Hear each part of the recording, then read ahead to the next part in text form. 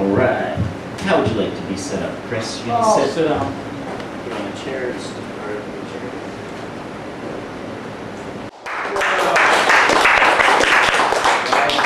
Regarding religion and spiritual abuse and things like that, I have a grandson who is with his father in the eastern part of the state. And they kind of ship him off to Bible camp. And it's a real fire and brimstone, hate gays, you have to go to Bible camp. And he comes back with terms like sanctity of marriage and things like that. And I don't even know if there's a God or not, but their God isn't the kind of God I'd want to meet in the dark alley, because I'd end up killing him. But, you know. But anyways, this is basically a song about spiritual abuse and how religionists use religion to control people. I got a friend in Jesus, he talks to me each day. Says if you want to get to heaven, you know I'm the only way. And you better read your Bible, every word is true. One thing I don't get in heaven is a Buddhist, a Hindu, or a Jew, or an atheist like you. We justify war, give it the night, glorify Lord, glorify God, get glorified more, glorify God. Three in one God, lie, lie, lie, war and suffering is allowed. I'm a Christian soldier, I wield a mighty sword. Murder is not murder when you're killing for the Lord. If you're not a Christian, you're someone we can hate, like the Jews and blacks and Indians. We exterminate, we can and we will not tolerate. We justify war, give it the night, glorify war, glorify God, get glorified more, glorify five, three in one God, lie, lie, lie, war and suffering is allowed. La la la la la la la la la la la la la la. Suffering is allowed. Well, I learned all about Jesus from preachers on TV. Showed me all the vision of how the world should be. Said that he died for me and someday he would rise. So I don't believe in science and all them little lies, 'cause it's Satan in disguise. We justify war, give it the night, glorify Lord, glorify God, get glorified more, glorify God, three in one God, let's lie, lie, lie. War and suffering is allowed. War and suffering is allowed. War and suffering is allowed. By loving God, by loving God, by loving God, by loving God.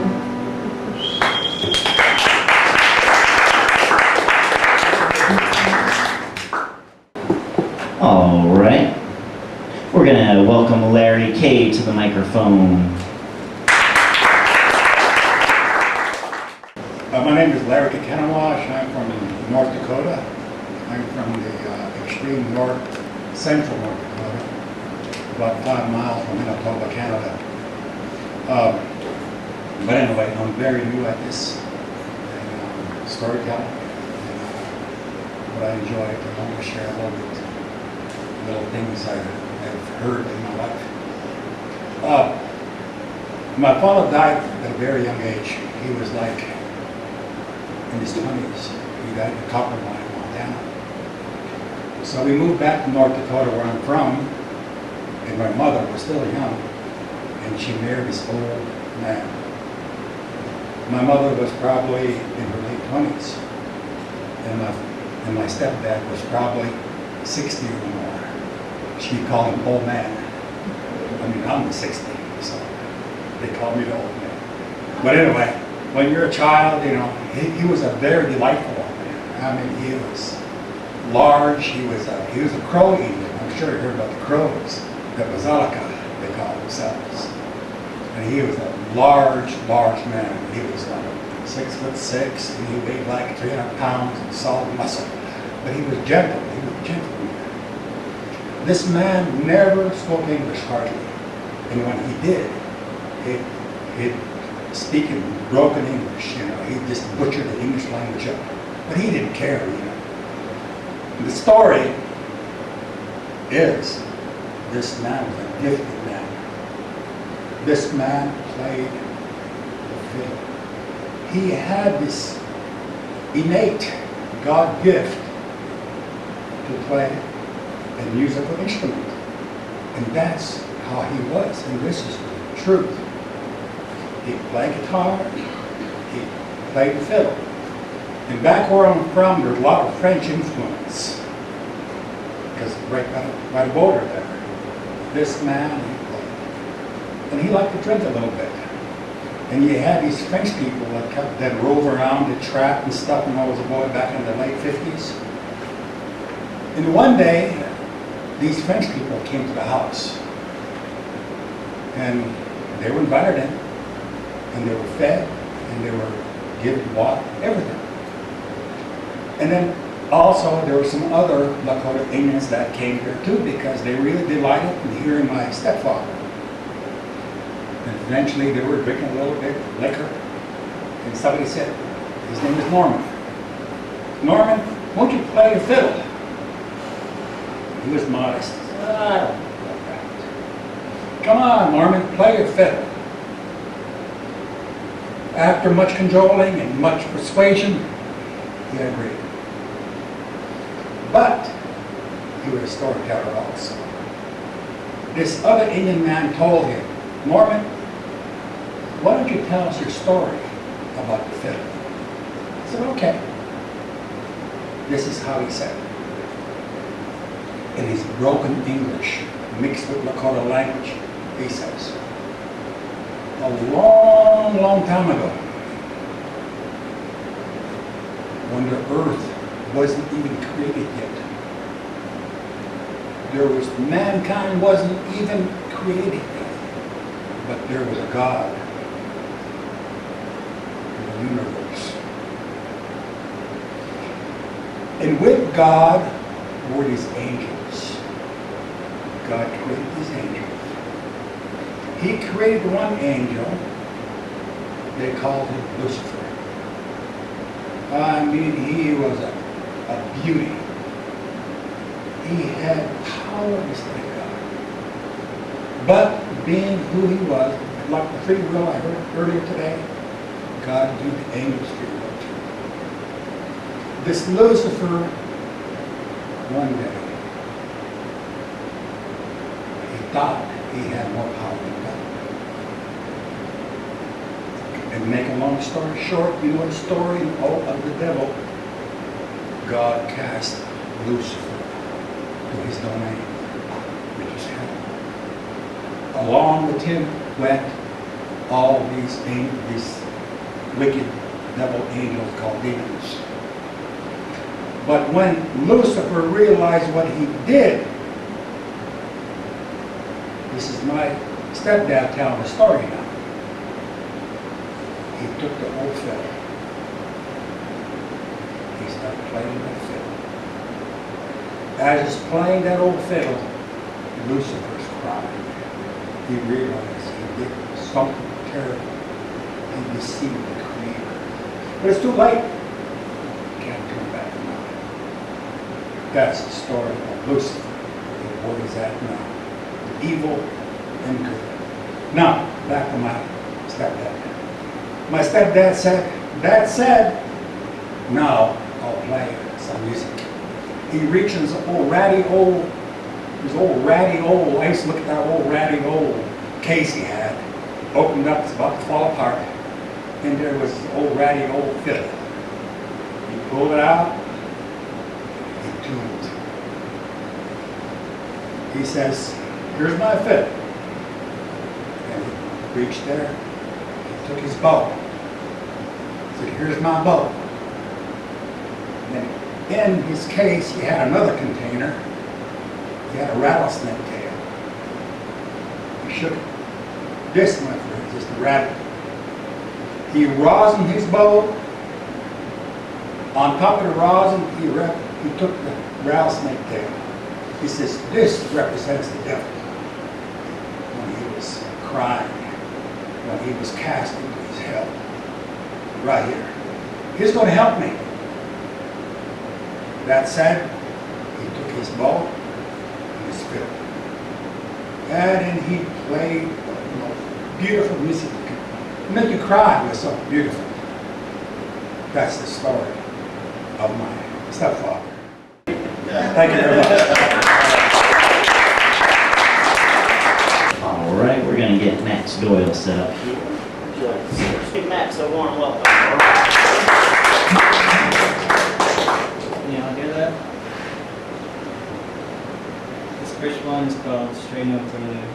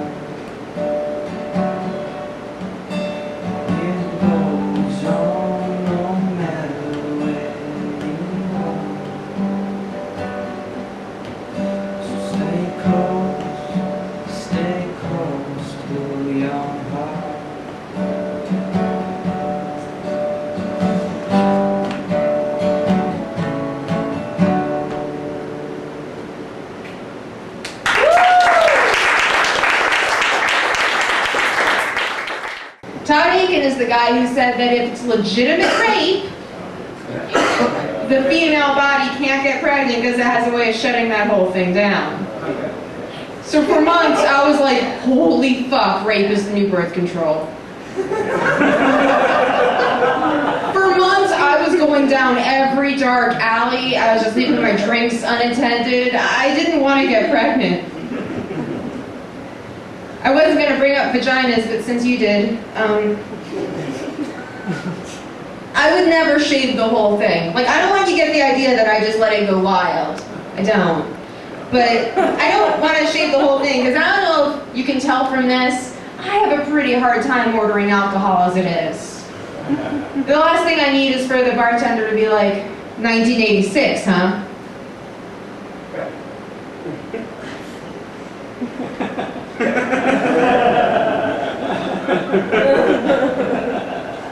Nice try, 10-year-old with implants. People sometimes get creeped out by this next joke. I am 27 years old, and my lovely boyfriend is 46 years old. Deborah Ronan, Tomb Raider. And, by the way, you know how I get reminded I'm in the South? One of our close friends of 3 years asked us, is Ian Jewish? And I said, are you asking me if Ian Jacob Kleinfeld is Jewish? When I'm out of the house, he sends me pictures of him eating bacon just to piss me off. I hate it. Anyway, so people hear that and they go, oh my God, that's creepy. And I go, come on, fucking, you don't even know who we are. You can't just hear our ages and judge us. That's messed up. So then they get to know us a bit and they're like, oh, he's 46, but he's really like 30. And then they meet me and they're like, oh, she's 27, but she's really like 10. So once you get to know us and who we are as people, it's actually creepier than when you judged us in the first place. He's very creative though. He likes to write fan fiction for some show called To Catch a Predator. I have to take his word on that. I still can't bypass the parental lock he put in my computer. He makes me take the roofies through a sippy cup. It's weird. I lost you a bit on that. I felt you pull back a little. He's very immature, though. Not surprising. He's dating me. And he can't even wear a condom inside of me without saying, not touching you. Still not touching you. Guess what? I'm still not touching you. Sometimes when I masturbate, I'll grab my hand and be like, why are you fucking yourself? Why are you fucking yourself? Why are you fucking yourself? In my head, I'm tall enough that my vagina's right here. Bear with me, okay? Let's see, what else did I write down? I think I got a good gauge of you guys right now. Oh yeah, I'm staying in a hostel, and people there have been trying to guess my heritage and my ethnicity. I guess the pale skin and body hair threw them off, the combination. And what I actually am is I'm half Italian Catholic and half Russian Jew. And I always like to tell people that when they make a movie about my life, it's going to be a romantic comedy called When Harry Met Psoriasis.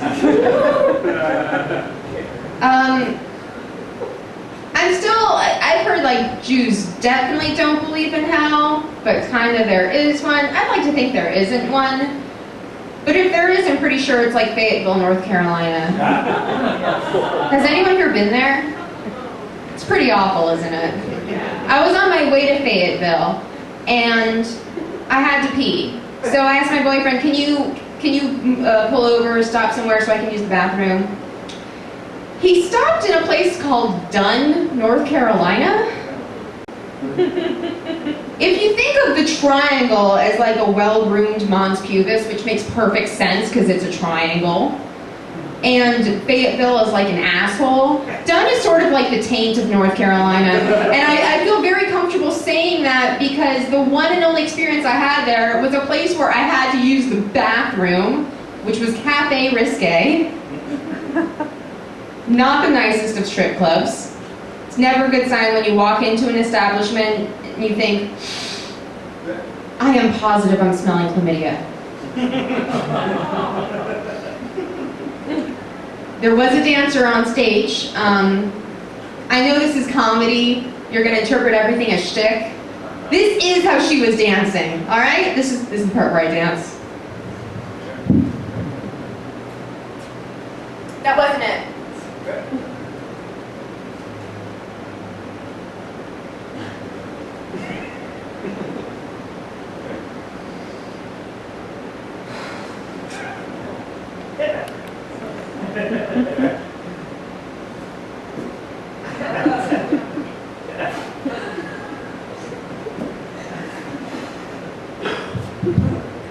Okay, now like I said, I'm a feminist. I don't judge.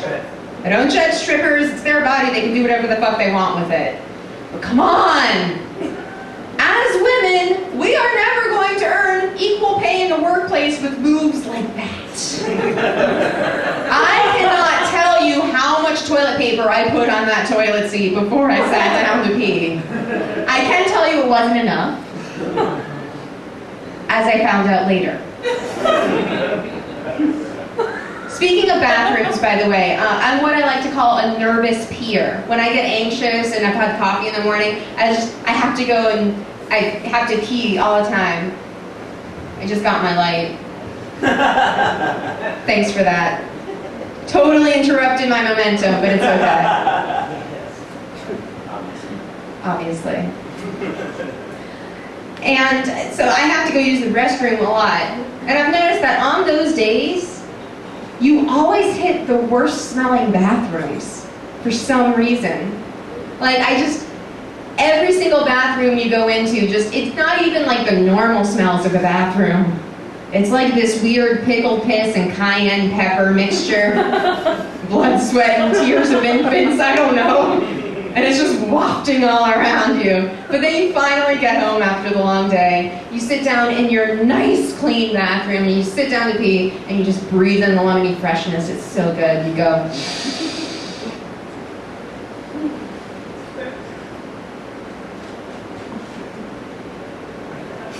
It's me.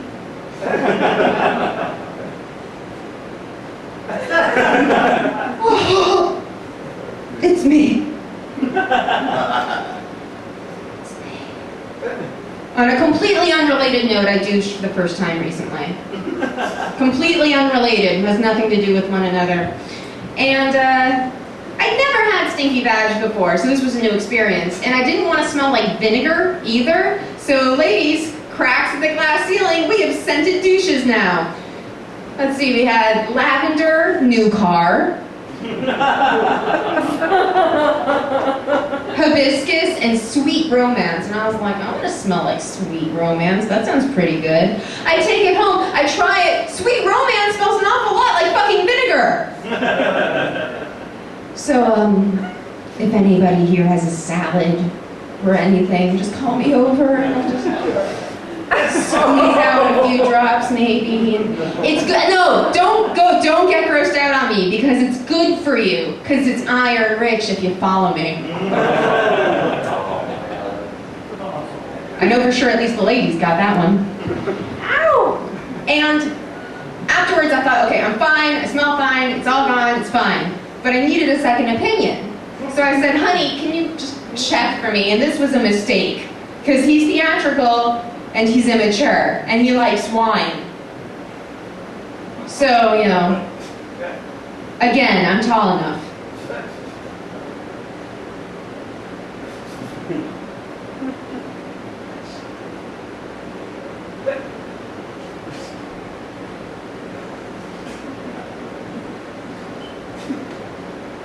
Smells a bit like sweet romance to me.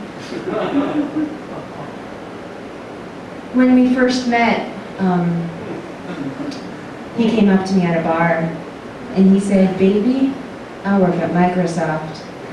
I said, word? Thanks guys, it's been great.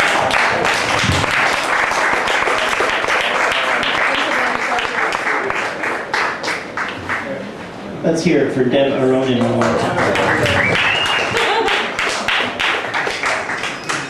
All right, we're gonna get Franklin set up here, and then we'll have Obsidian Eye on deck.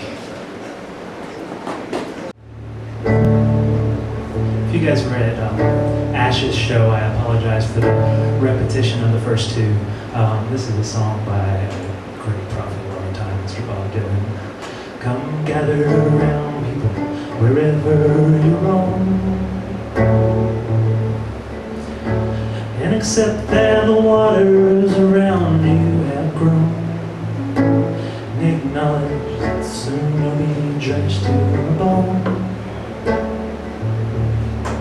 And if your time to you is worth saving, then you better start swimming or you'll sink like a stone, for the times they are a-changin'.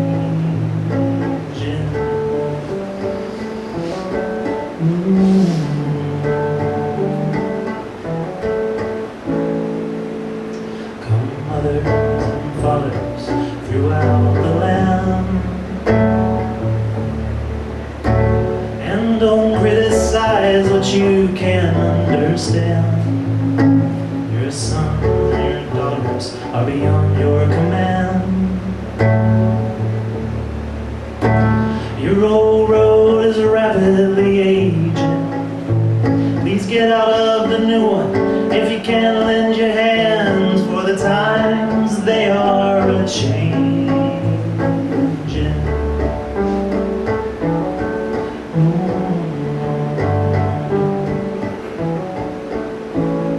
Come senators and congressmen, please heed the call.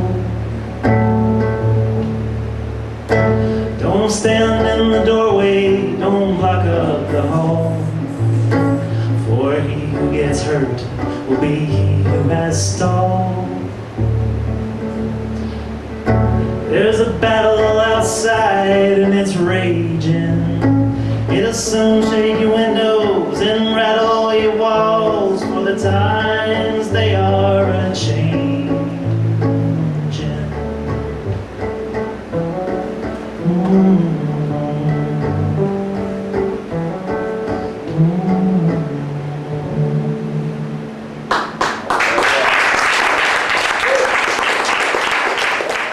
A group called Sirius B. We're going to be doing a little Zoom tour on August 23rd. We're going to be doing a show at UNCA on September 13th, whatever that Thursday is, that 13th. And then on September 20th, we got a show at the Emma Lounge, so please come and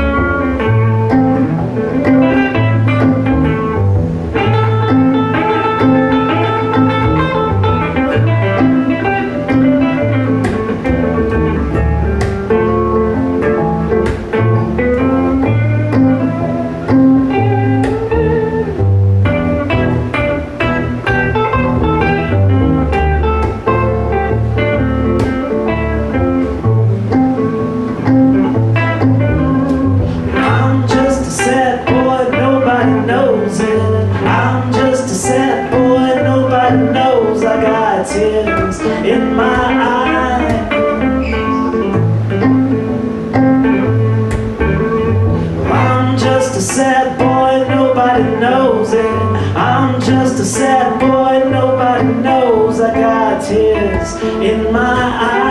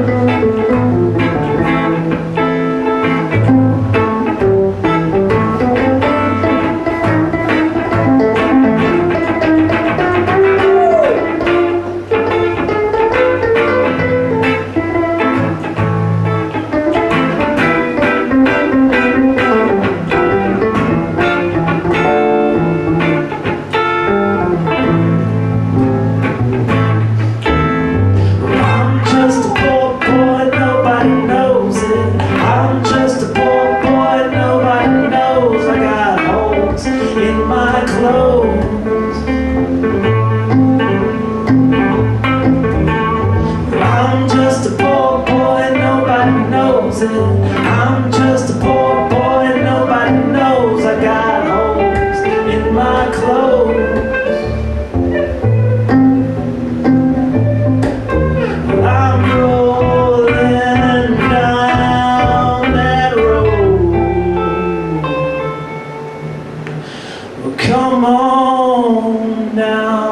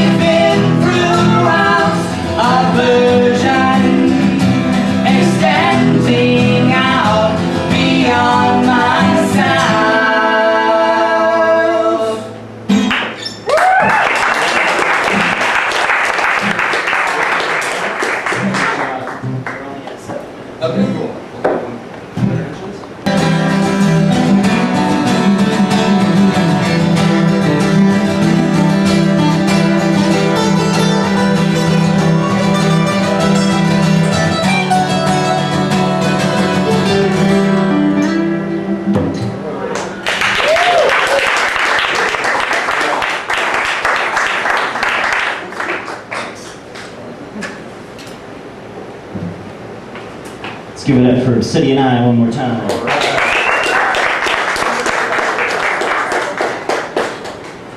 All right, Droopy Drawers, where you at? Let us welcome Mr. Droopy Drawers to the microphone.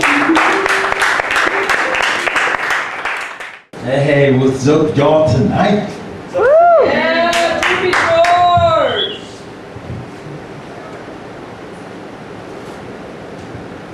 every time, right? But it's cool. You gotta have it staged up right and all that stuff. I got it, man. I can't wait to come show you guys I got a couple questions. First of all, who's a believer in this group? Believer in what? I'm not ashamed to say, in Asheville. I said in Asheville right here, right now. I don't even care. None of y'all got it on that. But, yeah, and the other question, one of them, I got many questions for y'all. Who knows what a TBI is? I do. Yes, I love telling people I'm not going to do that. It's a traumatic brain injury. That's why I had 12 years ago. I restarted life as an infant. Yeah, like I tell everybody, so it's like, yeah. So that's if you got any information about a TBI or about a brain injury, I'd love to talk to you. So I'll go back and say, if you are aware, if you're aware, and I don't know, maybe to spare and care with no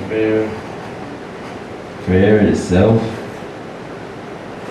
This culture's mindset, perception of pieces. Sorry, gotta read my handwriting. He's alive and dying to get to know ya, like me. Jesus really saves. It's pretty hard to believe, but yeah. And if you want to really live for the what's the word? A Googleplex. Googleplexes of moments in time that are filled the cup. It's overflowing with the agape love. That's where you can find me. I hope. If I had a team, like for sure, one day it's gonna happen. Yeah, and art. Oh, I love art. All forms, all of art is where you can find me. That too. Find me in some golf play. You guys know what golf play is, for sure. It's the place to be.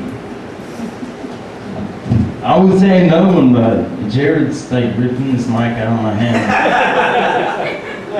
Evil host. Oh, he has to do it. Okay. We'll quit. Thanks, man.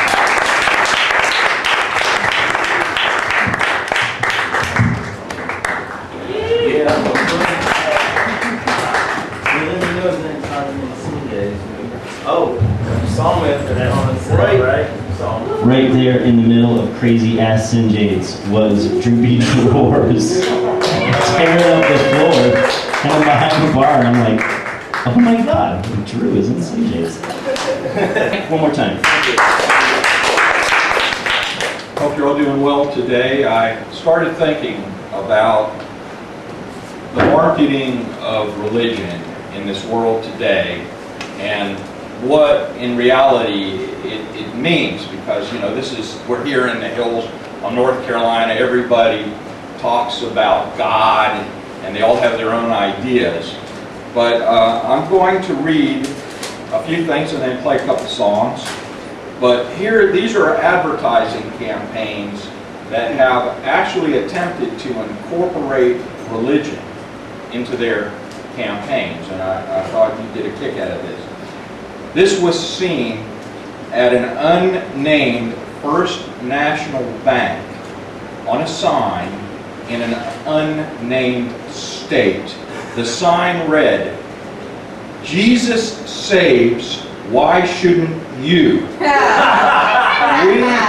We offer the best rates on short-term CDs.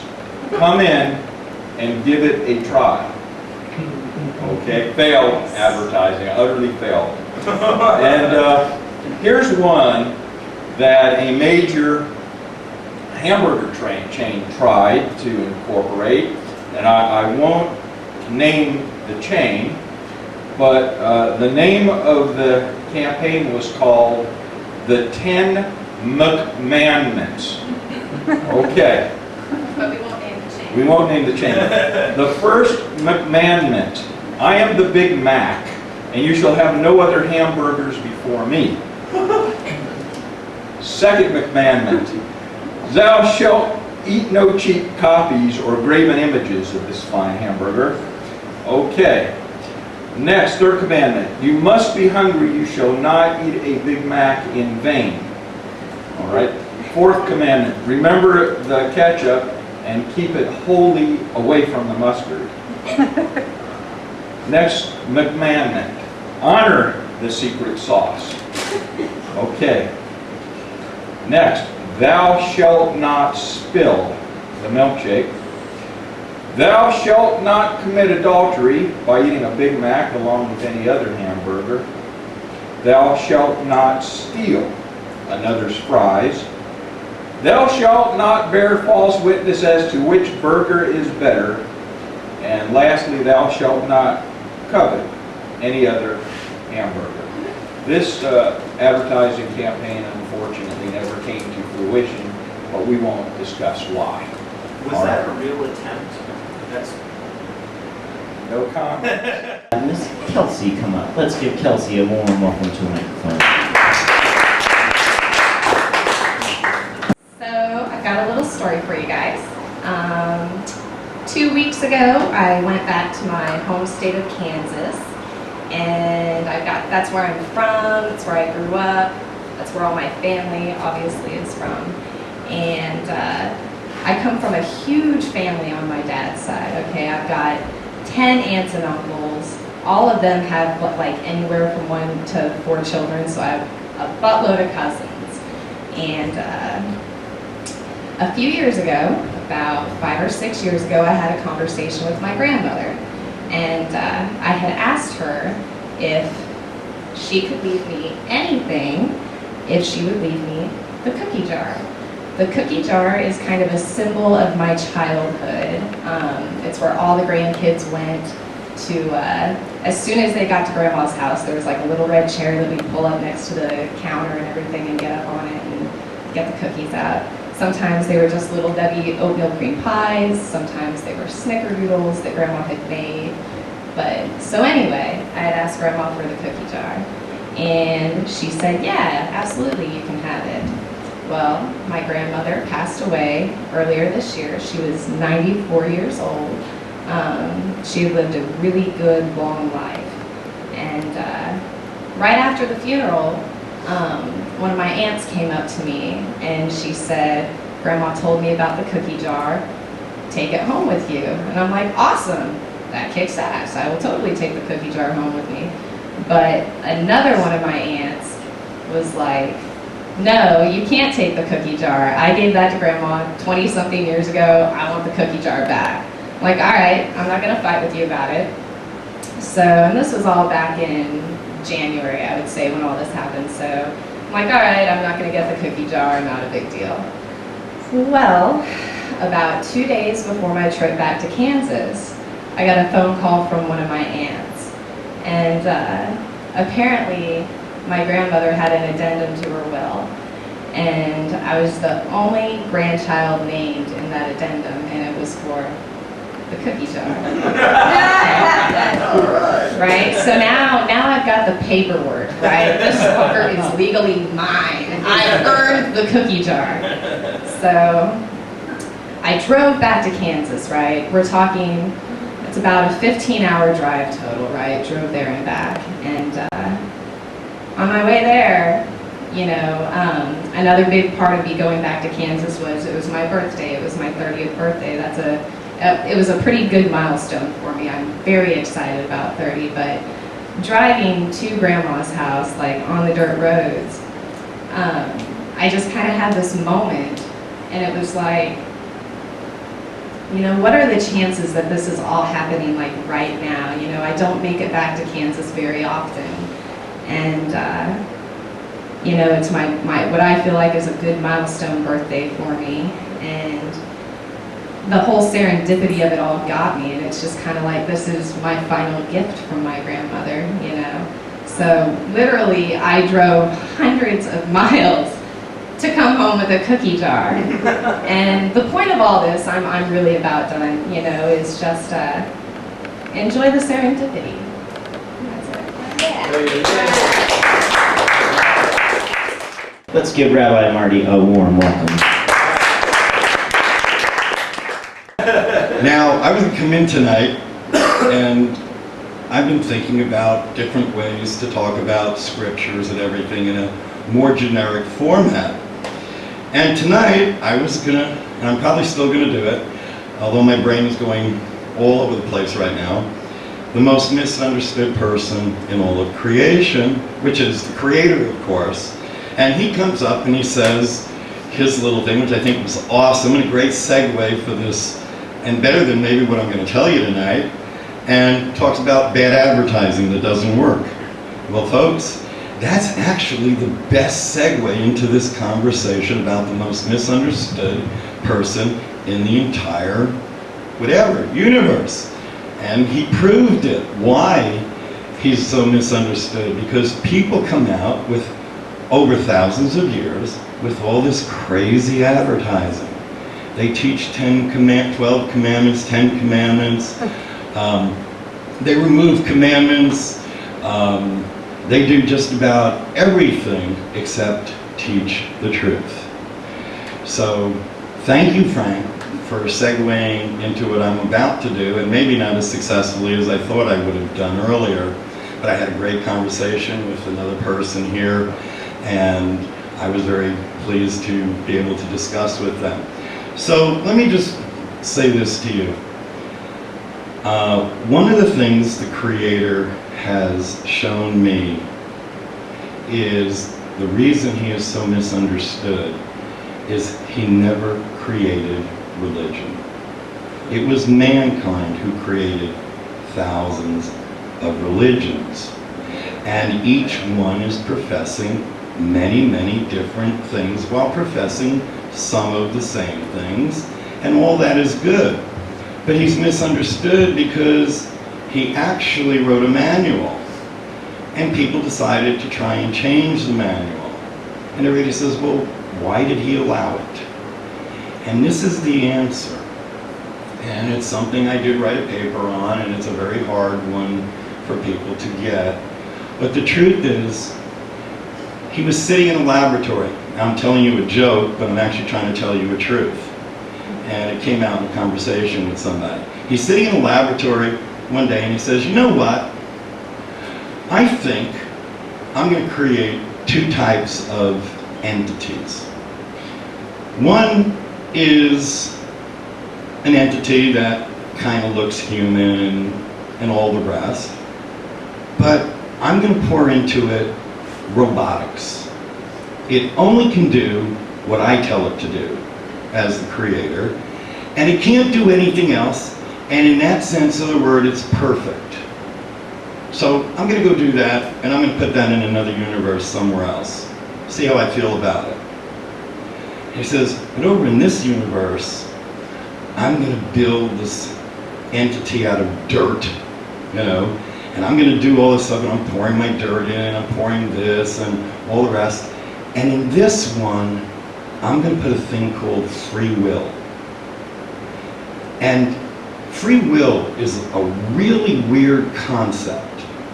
Free will says that this creation can actually do everything opposite to what I would like it to do and what I've told robotics to do.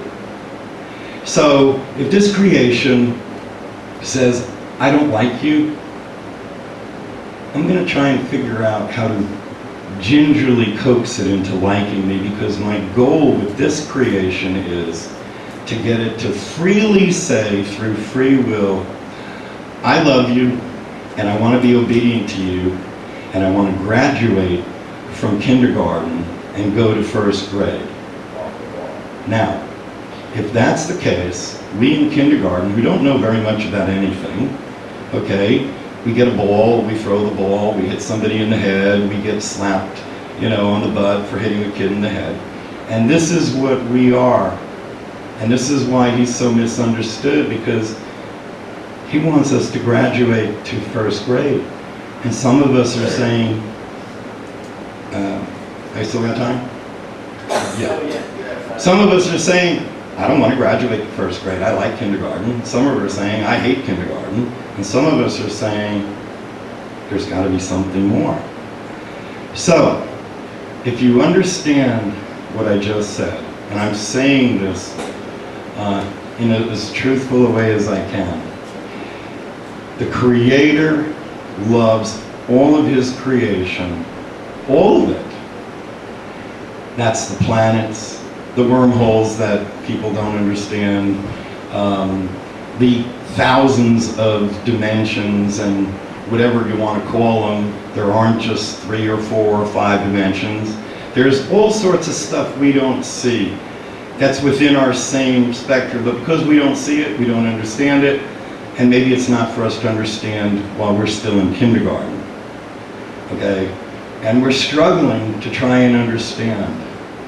And He gave us a manual. And that manual is no different than the manual a car company gives you when you buy a car. It says, put the oil in the oil and the gas in the gas. If you put the oil in the transmission, we know what's going to happen. Well, we've taken that manual and we've decided it's worthless. And I mean all of humanity.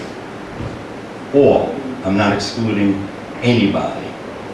And we've decided that it's been done in 100 ways, and because it's been done in, there can't be any truth in it. Well, folks, that is why the #1 most misunderstood person anywhere is the Creator. And I didn't give Him a name, and even though I'm a rabbi, and I try to do things in generics, I'm actually talking to you from the heart and telling you that He's saying, please try not to misunderstand me. There's something very beautiful out there for you. Thank you. Our very own singer-songwriter, cosmic clown extraordinaire is going to take us to the home stretch. Let's give a warm welcome to Miss Ash Devine.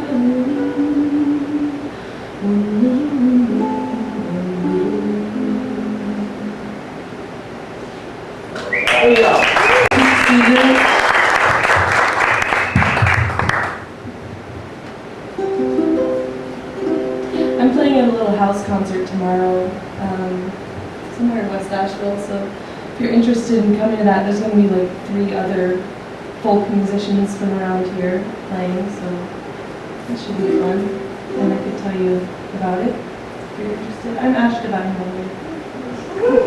Here I am!